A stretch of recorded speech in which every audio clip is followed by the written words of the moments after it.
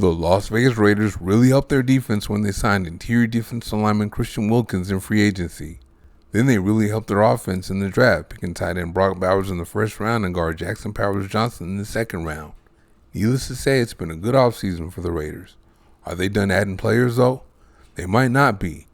There are a few good players still out there and the Raiders still have some money to spend. According to Over the Cap, they just added $24 million in salary cap space with Jimmy Garoppolo's contract coming off the books to the $11 million in cap space they already had.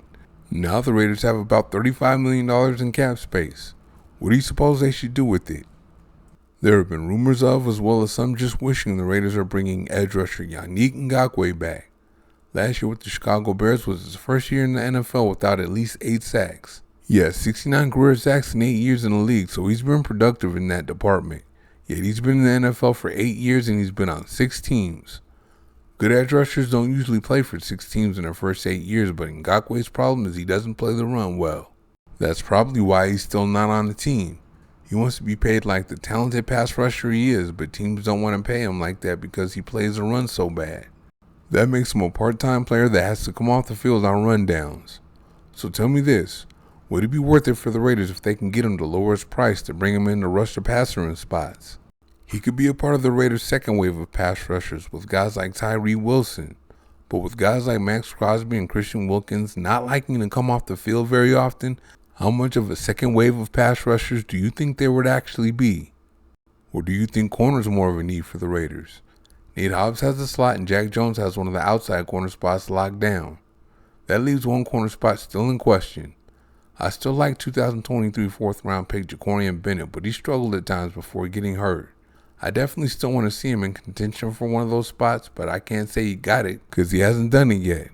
I'm really intrigued by 2024 4th round pick Kamarion Richardson with the height, weight, and speed he has. Not that there is any sure thing out there, but the Raiders might need more of a sure thing than what's on the team now.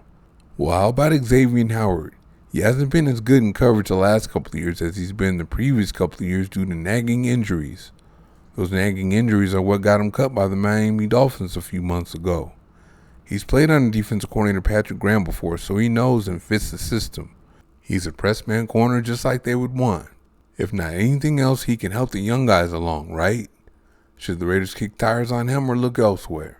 What about Stephon Gilmore? He played for the New England Patriots a while back, so he also knows and fits the system. And more importantly, he still has the skill to line up and press man against anyone. With the Dallas Cowboys last year, he showed he still got it. He gave up catches on 56.8% of his targets for 734 yards and 5 touchdowns while intercepting 2 passes. Opposing quarterbacks had a passer rating of 90.4 when throwing his way too. He isn't the kind of guy that just goes out there to cover their opposing team's number 2 or number 3 receiver either. Remember week 10 in the 2022 season when he was with the Indianapolis Colts playing against the Raiders? The Raiders had the ball on the Colts 16-yard line on 4th and 7, down 25-20 with 52 seconds left in the game. Gilmore had to match up with superstar receiver Davante Adams on the play, and he locked him up to win the game.